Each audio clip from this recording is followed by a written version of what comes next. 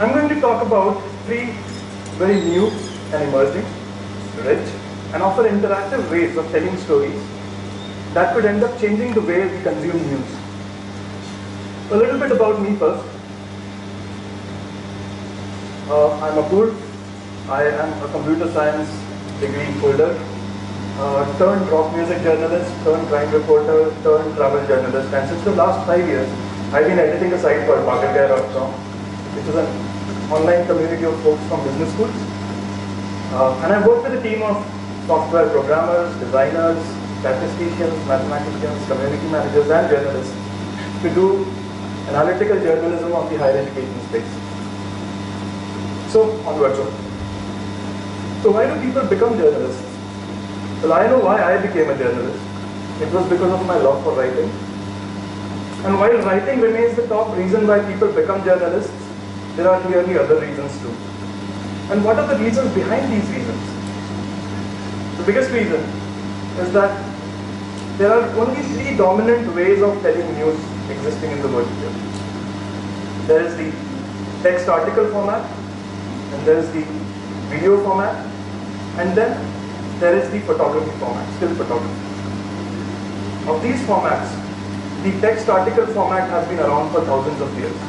In the old days, people used to convey news to each other on leaves, wood skins.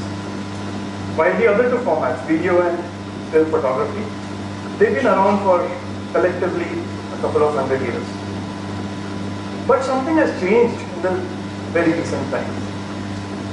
We are now in possession of extremely powerful, smart, and interconnected devices such as personal computers, mobile phones, iPads, which have made the task of creating as well as consuming content media so much more richer, interactive, so much more colorful, vivid, and full of very rich emotional experiences. So, as a journalist, I've been thinking since some time, have we really made use of all the possibilities that great, beautiful technology gives us? Can we as journalists go beyond just articles, video and photography and make the task of reading news and keeping updated with the world more interesting, more fun? So I've been working on some ideas, and while I'm not the only one working on these ideas, I've realized that these ideas are ready to go right off the bat, and as a world, we're ready to move beyond just text, video and pictures, and I'm going to show you three ways how. The first method that I want to talk about is narrative graphic art. Now, all of us are familiar with the idea of comics. We all love to read comics. And of late, comics have stopped being restricted to just funny stories or fantasy stories. Now we have something known as graphic novels. The graphic novels use the idea of cartooning to tell extremely complex and serious stories.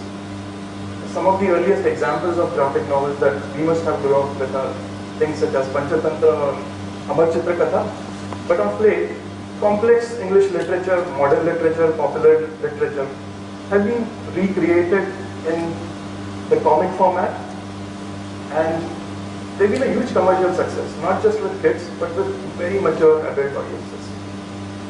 So, what happens when you tell news stories in the comic format? I'm going to take an example from New York Times, October 2010. This was the story of a guy in New York who was intentionally selling defective eyeglasses to people so that people would get angry, write a bad review about him on various websites, which would increase his Google search rating, and hence lead to even higher sales. He was so convinced about his operation that when people used to make a complaint to him about the defective products, he used to call them and threaten them.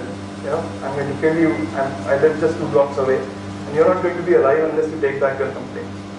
which enraged people even more and made them post even more, eventually, apart from increasing his sales, also giving him a lot of narcissistic pleasure.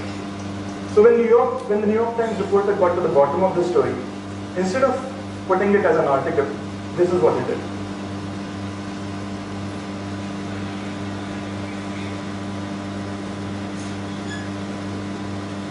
Can you read this?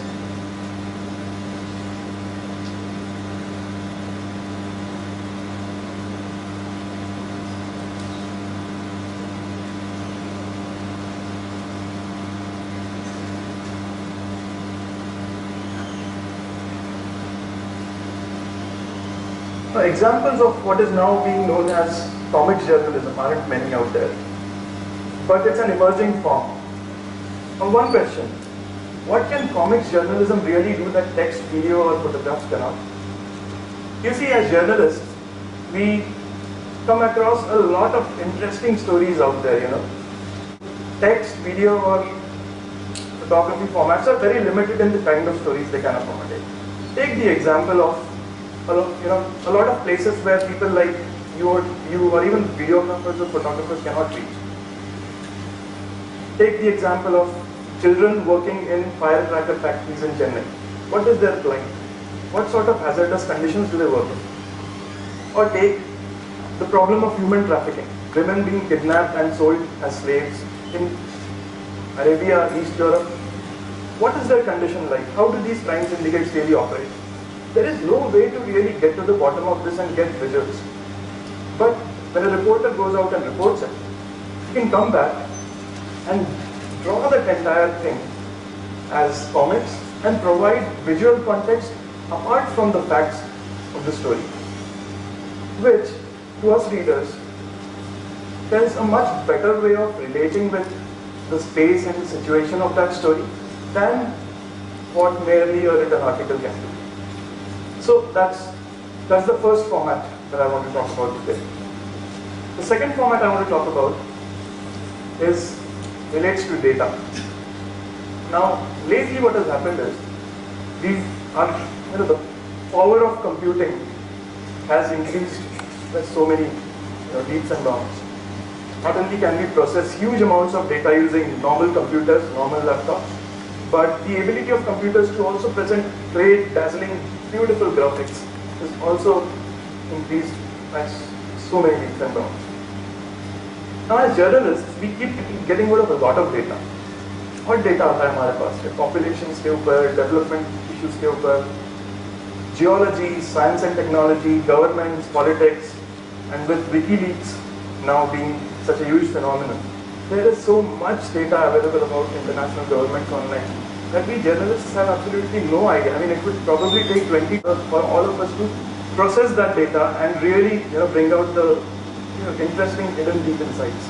Now, because of the increase in computing power and the results that they got were published in a format such as this. This was an interactive chart that they published where they showed how people spend their day across demographics, from morning till afternoon till evening, how much time they spent in each activity, sleeping, TV and movies, traveling, work. You could go into one activity and see how people across different demographics, people from age, young people spend a lot of time in education, older people did not so much. So, and this was available for everybody to see. Now, as a reader, if I'm curious about how employed people spend their day compared to unemployed people, I could go and I could click on employed, and I could see that obviously because they're employed, they're doing a lot of work, spending some time in household activities, and towards the evening watching a lot of time TV and maybe socializing. But if I'm unemployed, how do I spend my time? So, obviously, they're not doing a lot of work, but they're watching a whole lot of TV. They're doing a whole lot of household activities. Some of them are spending time in education. And you would think being unemployed, they would be spending a lot of time looking for jobs, but surprisingly, only 6% of unemployed people spend their time looking for jobs during the better part of the day. So, seems like unemployment is a vortex once you get into it, you're spending more and more time, whiling your time away in activities which are unproductive, and you're really doing very little to change your situation. So, depending upon who you are and what your interest is, you could query something like this and get hundreds and thousands of insights. Somebody could get an insight like this. Somebody else could get an insight just this. Or if you're like me, get an insight such as this. So, data journalism is this new and emerging form of journalism, and it's extremely powerful. It's a very powerful way of telling us about ourselves, about the way we live, about our government's work, using the power of data. Now, the interesting thing here is that to be a data journalist, you don't need to be a good writer, or you don't need to have a great camera presence, or even be a photographer. What are the skills you need? You need to be an engineer, perhaps a software engineer, or you need to be in statistics or mathematics, or in design.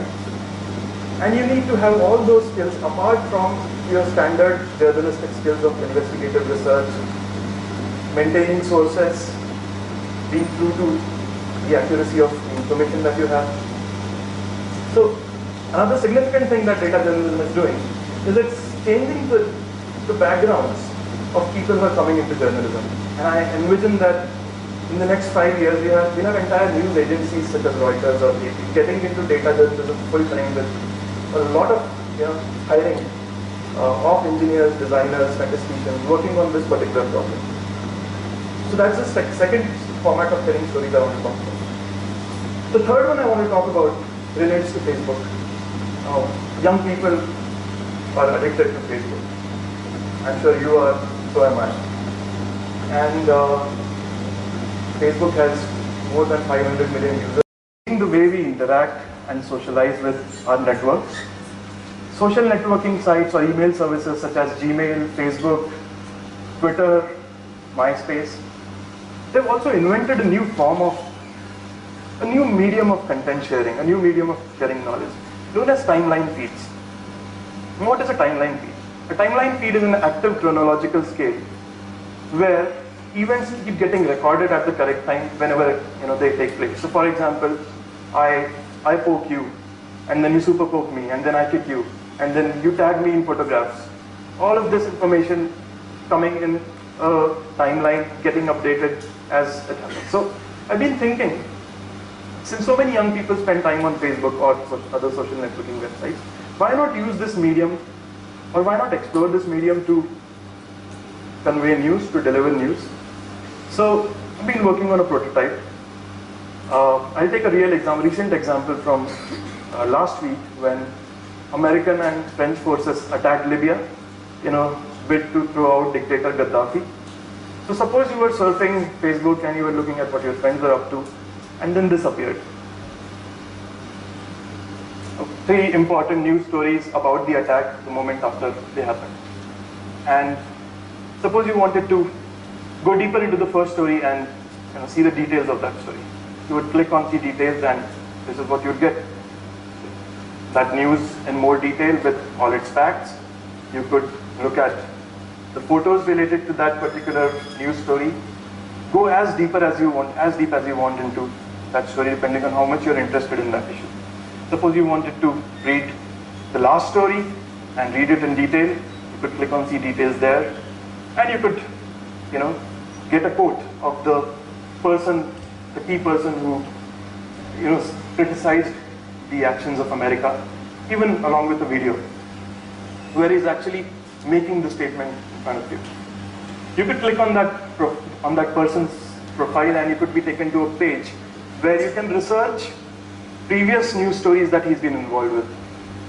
So social networking sites could be turned into these living, breathing, interactive, and on-demand sort of things for news delivery. And because it solves the problem of getting young people back into reading news.